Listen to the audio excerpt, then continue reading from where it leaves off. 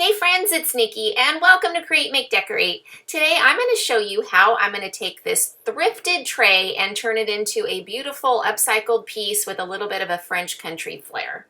What I'm going to be using for this project is some Rust-Oleum paint, the chalk paint in white linen. I'm going to be using some Vaseline, 4 candlestick holders that I purchased over at Hobby Lobby, and then I headed on over to thegraphicsfairy.com and picked up one of her free printables.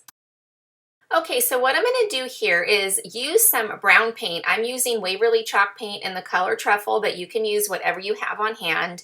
And this is going to be like a cheat distressing method. So just taking it along the corners where I want that color to come through once I put that linen white over it is where I'm going to be applying the paint.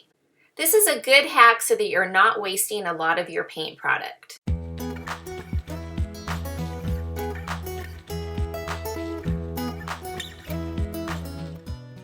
You want to make sure that the brown paint is good and dry before you go ahead and apply your top coat. Of course, you don't want your colors to kind of meld together.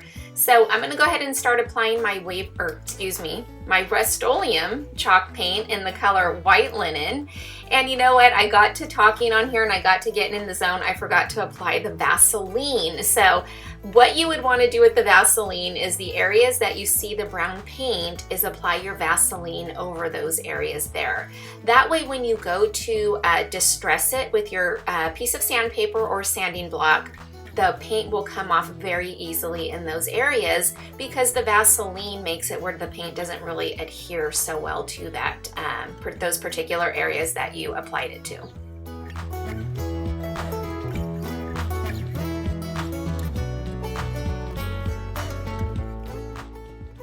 At this point, it's when it dawned on me that I hadn't been using the Vaseline. So I am going to finish it up in those areas that were still exposed, and you'll see how easy the paint will come off once we use our sanding tool.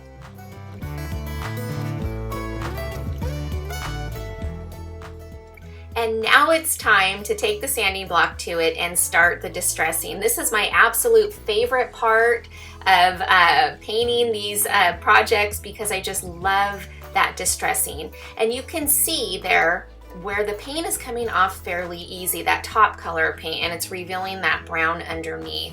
Now I'm using a sanding block that's been through the wringer a little bit, so it's not as, rough and textured as I would like it to be.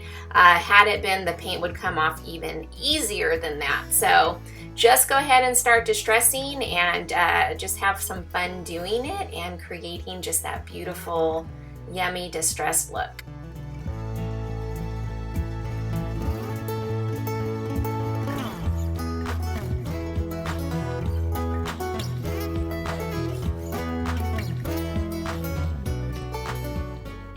See how pretty that turns out, and you can just really see that brown paint coming through.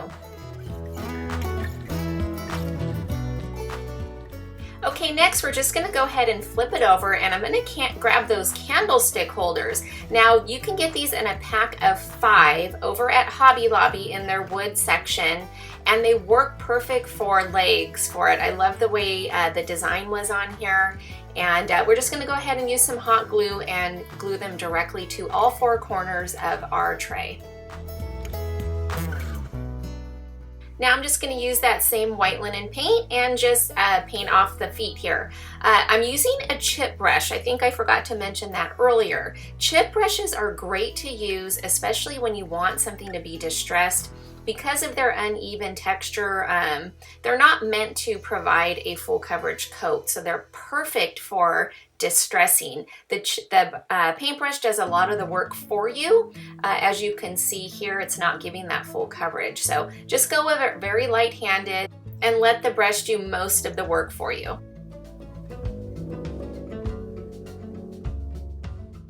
Now it's time to grab that printable. I picked this up again over at thegraphicsfairy.com, and I believe I went into the category of like bees or butterflies or something like that. But she has so many beautiful printables over there that you can really get lost in, and of course pick out the one that's right for you. So I'm going ahead and tearing off the edges of my paper. I wanted it to have a nice soft edge to it. as this will help the printable blend to the surface a little bit better.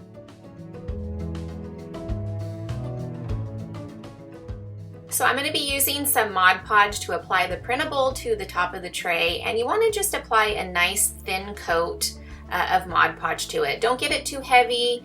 It will help, you know, not have so many air bubbles and wrinkles to it if you apply a nice thin even coverage.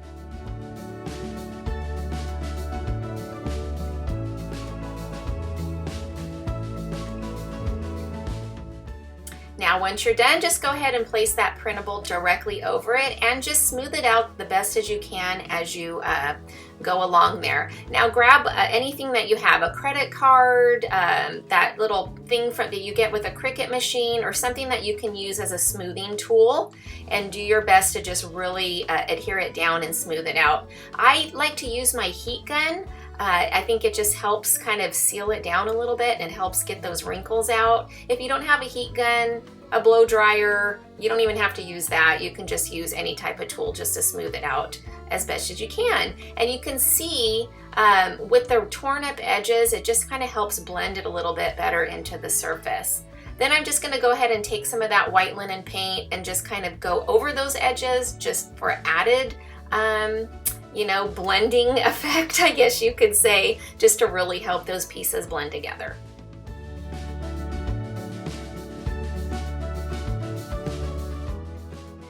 Now this part is strictly an option to you, but for the final step, I am taking some of my Waverly Antique Wax and applying it with a baby wipe just to add a little bit more of that distressing and glaze kind of look to the edges, and wherever I felt that it needed it.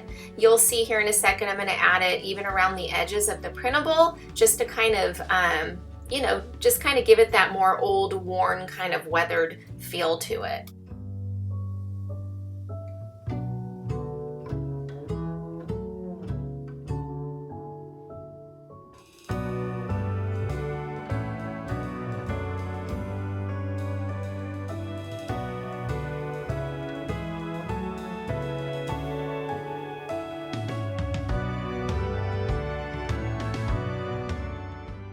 Now I know what you may be thinking.